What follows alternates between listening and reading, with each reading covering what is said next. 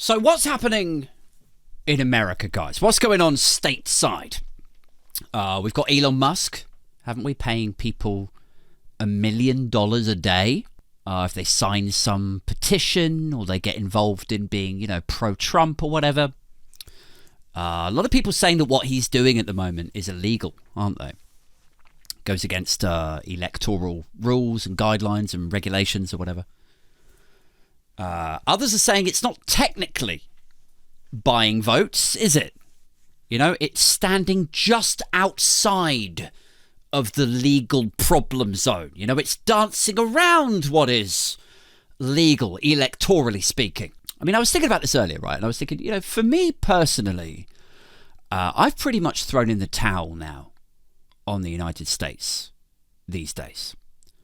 I feel like if Kamala Harris was going to win and avoid some sort of January the 6th style mischief, some sort of coup-y, political violence, deathy stampede kind of nonsense, I think we would have seen it in the polls by now.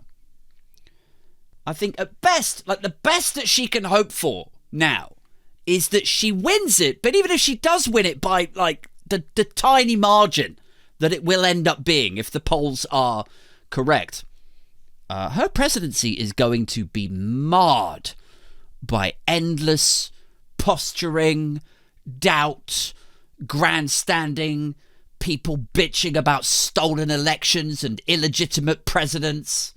I mean, she would need a convincing victory. She would need a decisive margin in this election to avoid all of that. But seeing as it's 50-50, like it's dead heat kind of territory, and we are only 13 days away from the polls. I mean, the best case scenario that I can see coming of this is that she wins, but even if she does win, she's just going to be blocked, just jacked up with endless demands and recounts and fighting and tribalism and Supreme Court challenges.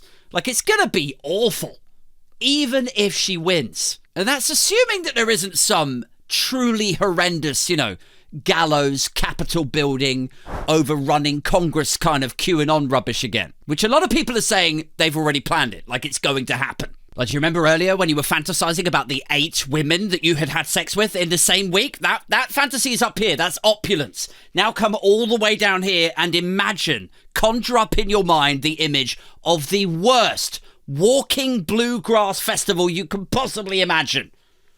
That's what it's going to be like, except storming into the Capitol building. A lot of people saying that's going to happen again.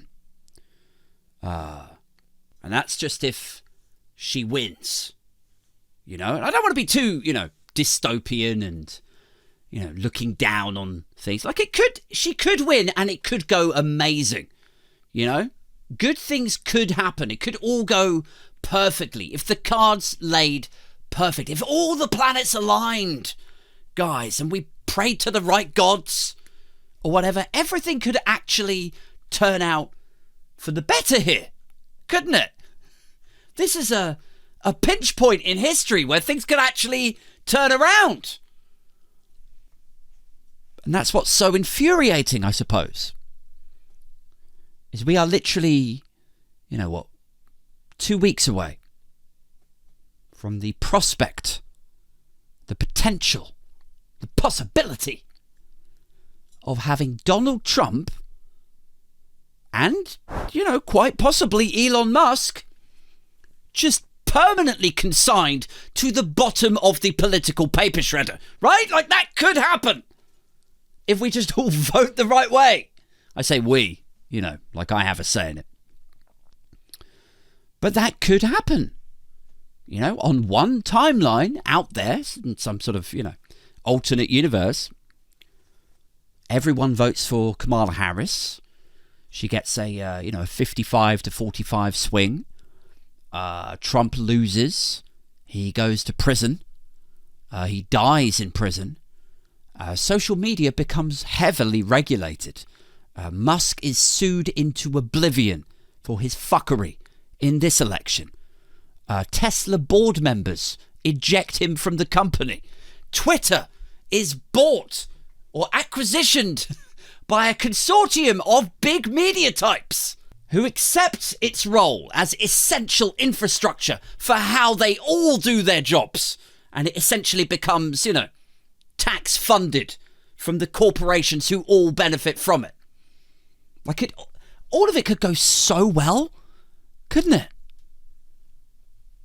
Like the good guys, quote unquote, the good guys could still win this and start to repair things, couldn't they? It's possible. There's possibility there. But that is not what is going to happen.